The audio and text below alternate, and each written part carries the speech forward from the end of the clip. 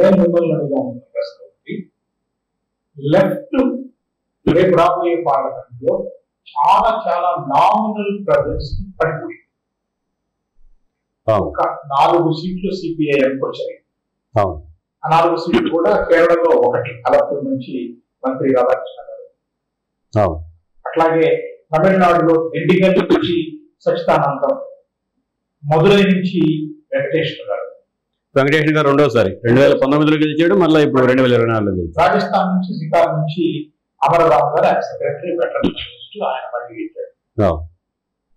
ఈ 4 ఆయన పార్లమెంట్ మొదటిసారి వెటరన్ ఎమ్మెల్యే. ఈ 4 తప్ప సిపిఎం తెలియదు.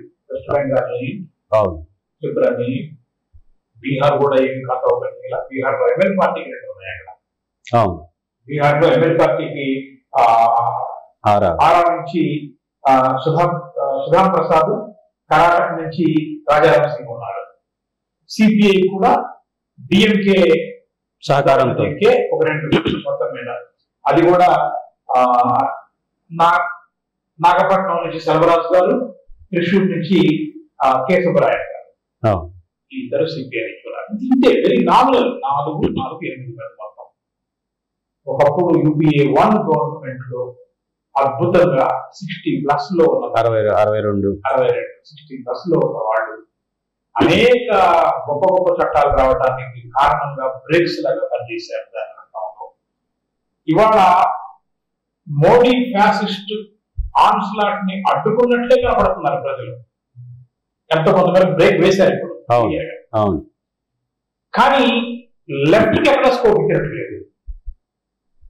ఎందుకు లెఫ్ట్ ఈ పరిస్థితిలో చిక్కుకుపోయింది? లెఫ్ట్ ప్రాస్పెక్ట్స్ ఏంటి పార్లమెంట్ లో? లెఫ్ట్ ప్రాస్పెక్ట్స్ ఇంకా అదనంగా ఇప్పుడు పార్లమెంట్ లో ప్రాస్పెక్ట్స్ ఉండే అవకాశం లేదు. గతంలో ఏమాత్రం ప్రెజెన్స్ కూడా లేదు. 2019, 2014, 2019 పార్లమెంట్ ఎన్నికల్లో ఏమాత్రం ప్రెజెన్స్ కూడా లేదు. ఆ రకంగా చూసుకున్నప్పుడు చాలా మెరుగైనటువంటి పెర్ఫార్మెన్స్ అని చెప్పుకోవాలి. ఇది ఆత్మస్థుతి కోసం కాదు, కానీ మెరుగైనటువంటి పెర్ఫార్మెన్స్. ఈ రోజు పార్లమెంట్ లో కనీసం ఒక 8 మంది వామపక్ష వాణిని లోక్సభలో వినిపించగలిగినటువంటి వాళ్ళు, ఒక ఎర్ర జెండాని, ఒక మన అవగాహనని, లేదంటే బడ్జెట్ పైన ఒక ప్రత్యామ్నాయాన్ని చెప్పగలిగినటువంటి ఒక వాయిస్ ఈ 8 మంది పార్లమెంట్ సభ్యులు చేయగలుగుతారు. ఆ సామర్థ్యం ఉన్నటువంటి వాళ్ళే. దీంట్లో మనం ప్రత్యేకంగా గమనించాల్సింది ఏంటంటే ఇక్కడ 2 అంశాలు ఉన్నాయి. మీరు అన్నట్టు త్రిపుర, పశ్చిమ బెంగాల్లో సిపిఎం ఖాతా ఓపెన్ చేయలేకపోవడం ఉన్నది దేశంలో ఉన్నటువంటి ప్రజాతంత్ర శక్తులు, వామపక్ష శక్తులు అందరూ విచారించే అంశం, ఆందోళన పడుతున్నటువంటి అంశం కూడా పార్టీ భవిష్యత్తు గురించి. రెండోది కర్ణాటక, కేరళలో 2 దఫాలుగా అసెంబ్లీ ఎన్నికల్లో హిస్టారికల్ గా మళ్ళీ మ్యాండేట్ మనకి సిపిఎం ఎల్డిఎఫ్ కి ఇచ్చారు. కానీ పార్లమెంట్ దగ్గరకు వచ్చేటప్పటికి ట్రికీ కండిషన్ లో ఉండిపోయింది. మీకు గుర్తుండి ఉంటే 2004లో అటు సిపిఎం ప్రచారంలో ప్రధానమైనటువంటి అంశం ఏమిటి? కేంద్రంలో లౌకిక ప్రభుత్వం తీసుకురావాలి. ఆ లౌకిక ప్రభుత్వంలో కీలకమైనటువంటి పాత్ర, కొన్ని విధానపరమైనటువంటి పాత్ర పోషించడానికి సిపిఎంకి బలం ఉండాలి. ఇది 2004లో ఉన్నటువంటి ప్రచారం.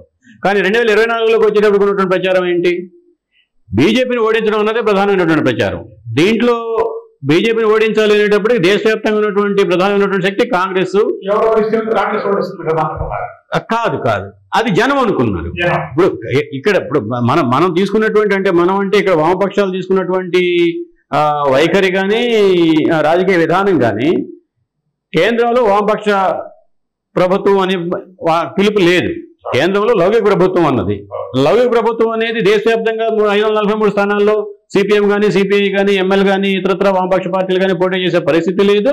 ఆ రకమైనటువంటి వ్యూహంతో ఏ రోజు కూడా పని చేయలేదు. ఆ పని బీజేపీ చేసింది. ఆ జనసంఘ కాలం నుంచి కానీ, అంతకుముందు పూర్వావతారంలో కానీ, బీజేపీ 1982 దగ్గర నుంచి కానీ గ్రాడ్యువల్ గా తను పోటీ చేసినటువంటి స్థానాలు పెంచుకుంటూ పోయింది. ఎన్ని సీట్లు వచ్చినా, ఎన్ని ఓట్లు వచ్చినా మొత్తం మీద దేశవ్యాప్తంగా తన జెండాని ఎగరేయడం కోసం ఒక ప్రయత్నం జరిగింది. ఆ రకమైనటువంటి ప్రయత్నం మొదటి నుంచి వ్యూహాత్మకంగానే వీళ్ళు భిన్నమైనటువంటి వామపక్షాలు, భిన్నమైనటువంటి ఆలోచన ధోరణితో ఉన్నటువంటి వాళ్ళు, భిన్నమైన కోణంలో పనిచేసినటువంటి వాళ్ళు కాబట్టి ఆ బూర్జువా టాక్టిక్స్ ని అందుకోలేదు. ఇది ఒకటి. రెండోది, ఇప్పుడు వర్తమానానికి వచ్చేటప్పటికి కేంద్రంలో లౌకిక ప్రభుత్వం ఎవరు ఏర్పాటు చేయాలి? దేశవ్యాప్తంగా ఉన్నటువంటి లౌకిక శక్తులు ఎంతమంది, ఎవరెవరు? ఆ ఇండియా కూటమిలో ఉన్నటువంటి వాళ్ళని చూస్తేనే మనకు అర్థమవుతుంది. వీళ్ళ ఎటు నుంచి కుడివైపు నుంచి సెంటర్కి వచ్చినా ఎడమవైపు నుంచి సెంటర్కి వచ్చినా అల్టిమేట్ గా వాళ్ళు కాంగ్రెస్ ప్రభుత్వాన్ని సమర్థించాల్సినటువంటి పరిస్థితికి వచ్చింది. కాంగ్రెస్ ప్రభుత్వం సమర్థించాలి అన్నప్పుడు ఇక్కడ వామపక్షాలకి ఓట్లు వేసి మరలా వాళ్ళు అక్కడ ఓట్ల సీట్ల సహకారం కోసం కాంగ్రెస్ వాళ్ళు వామపక్షాలని బ్రతిలాడుకునే పరిస్థితి కంటే ఎటు లఘు ప్రభుత్వం కావాలి. ఇక్కడ కేరళ ప్రజల యొక్క స్ఫూర్తి వామపక్షాలని తిరస్కరించారా అన్నది నేను అంగీకరించను. కానీ లౌకిక ప్రభుత్వం ఏర్పాటు చేయాలి కాబట్టి మీకు వేసిన వాళ్ళకు వేసిన ఒకటే కనుక లౌకిక ప్రభుత్వానికి మేము ఓటేస్తున్నాము అన్న అవగాహనతోనే వాళ్ళు ఓటేశారు అన్నది మనం అర్థం చేసుకోవాలి. ఇక రెండవది, తమిళనాడులో పార్టీ సిపిఐ సిపిఎం వాళ్ళ శక్తి సామర్థ్యాలు ఉద్యమాలు హిస్టారికల్ గా డిఎంకేతో ఉన్నటువంటి సాన్నిహిత్యం సహవాసం దానికి అనుగుణంగా ఆ రెండు స్థానాలు ఇవ్వటం ఒక స్థానం గెలవటం ఇది జరుగుతూ ఉంది. ఈసారి రెండు స్థానాలకి గెలిచారు. రెండు పార్టీలు గెలిచాయి. అది ఒక మంచి ఆసక్తికరమైనటువంటి పరిణామం, సంతోషం తగినటువంటి పరిణామం. మూడో కోణం ఇందులో సిపిఐ ఎంఎల్ లిబరేషన్ కు సంబంధించి దాదాపుగా మీకు గుర్తుండే ఉంటుంది, నేపాల్లో మావోయిస్టు రాజకీయ పార్టీగా అధికారానికి వచ్చి ప్రచండ, బాబురాం భట్రాయ్ వీళ్ళందరి నాయకత్వంలో ఒక రీఓరియంట్ చేసుకొని అప్పటి వరకు సాయుధ పోరాటంతో పరిమితమైనటువంటి వాళ్ళు సాయుధ పోరాటాన్ని పార్లమెంటరీ రంగంతో సమన్వయం చేసుకుంటూ పార్లమెంటరీ రంగంలో ఎన్నికల్లో నిలబడి కాన్స్టిట్యూంట్ అసెంబ్లీలోకి వచ్చి ఒక ప్రభుత్వం ఏర్పాటు చేసే పరిస్థితికి వచ్చారు. దాని తర్వాత ప్రపంచవ్యాప్తంగానూ ప్రధానంగా దక్షిణాసియాలో ఉన్నటువంటి మావోయిస్టు పార్టీల రాజకీయ విధానంలోనూ ఎత్తుగడల్లోనూ పునరాలోచన మొదలైంది. అందులో భాగంగానే ఒక ప్రయత్నం భారతదేశంలో కూడా జరిగింది. ఆ ప్రయత్నం ఫలించలేదు. చివరికి బీహార్లో ఉన్నటువంటి సిపిఐ ఎంఎల్ విభాగం ఏదైతే ఉందో మేము సపరేట్గా ఉంటాము, మేము పార్లమెంటరీ రాజకీయ రంగంలో పనిచేసి ప్రజలకి అందుబాటులో ఉంటాము, ప్రజా పోరాటాలని అంటే పార్లమెంట్ రంగాన్ని కూడా ప్రజా పోరాటాలకు ఒక వేదిక మేము మలుచుకుంటాము అన్నది వాళ్ళ అవగాహన. ఆ దిశగా లైన్ మార్చుకున్న తర్వాత దాదాపు 2005 నుంచి ఈ ప్రయత్నం ఎంఎల్ చేస్తూ వచ్చింది. కన్సిస్టెంట్గా ఇప్పుడు అసెంబ్లీలో ఒక గణనీయమైనటువంటి ప్రజెన్స్ 12 మంది ఎమ్మెల్యేలు, ఎంఎల్ లిబరేషన్ తరఫున 12 మంది ఎమ్మెల్యేలు ఉన్నారు. ఇప్పుడు ఎంఎల్ మరలా పార్లమెంట్లో కూడా ప్రవేశించడానికి ఈ 2024 ఇది హిస్టారికల్ కాంటెక్స్ట్ కింద మనం చూడాలి. సో ఇక్కడ వామపక్షాలు సహజంగానే వామపక్షాల మీద ఉన్నటువంటి దుష్ప్రచారం, వామపక్ష రాజకీయ విధానం మీద ఉన్నటువంటి దుష్ప్రచారం మీరు ఎక్కడ దాకా ఎందుకు, మోడీ ఉపన్యాసాలే చూడండి. ఆయన ఏమన్నాడు, మావోయిస్టులు కమ్యూనిస్టుల ప్రభావానికి లోనే కాంగ్రెస్ మేనిఫెస్టో తయారు చేసి ఈ ఆస్తి పంపకాలకి ఈ ఆర్థిక అసమానతను తగ్గించాలి అనేది కాంగ్రెస్ మేనిఫెస్టోలో ఉన్నాం. దాన్ని బీజేపీ ఎట్లా ప్రచారం చేసింది, కార్పొరేట్ మీడియా ఎట్లా ప్రచారం చేసింది, ఇదంతా కూడా వామపక్షాల ఆలోచన. మీ దగ్గర 2 ఆవులు ఉంటే 1 ఆవును ఎత్తుకుపోతారు, 2 గేదెలు ఉంటే 1 గేదెను ఎత్తుకుపోతారు, ఇంట్లో మంచినీళ్ళ కుండీ ఉంటే కుండీ ఎత్తుకుపోతారు, చెంబు ఉంటే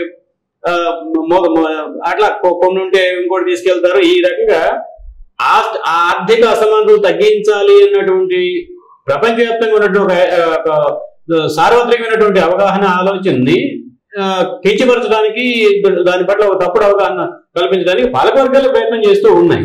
బట్ ఇటువంటి వాతావరణంలో వామపక్షాలు తమకున్నటువంటి ఎజెండాతోటి జనం దగ్గరికి వెళ్ళి ఒప్పించడం, మెప్పించడం, మధ్యలో ఇటువంటి సెమీ ఫాసిస్టు శక్తుల యొక్క దాడులు వీటన్నిటి నేపథ్యంలో ఖచ్చితంగా ఒకటైతే అవసరం ఉంది. ఇప్పటి వరకు జరిగినటువంటి 2014 నుంచి నడిచినటువంటి ప్రయాణాన్ని నడిచిన దూరాన్ని సాగించిన ప్రయాణాన్ని పునః పరిశీలించుకోవాల్సిన అవసరం అయితే ఈ ఎన్నికలు తెలియజేస్తుంది. ఉంది, కొంత హోప్ కూడా క్రియేట్ చేసింది, అవకాశం ఉంది అనేది మనకు అర్థం అవకాశం ఉందనేది అర్థం అవుతుంది.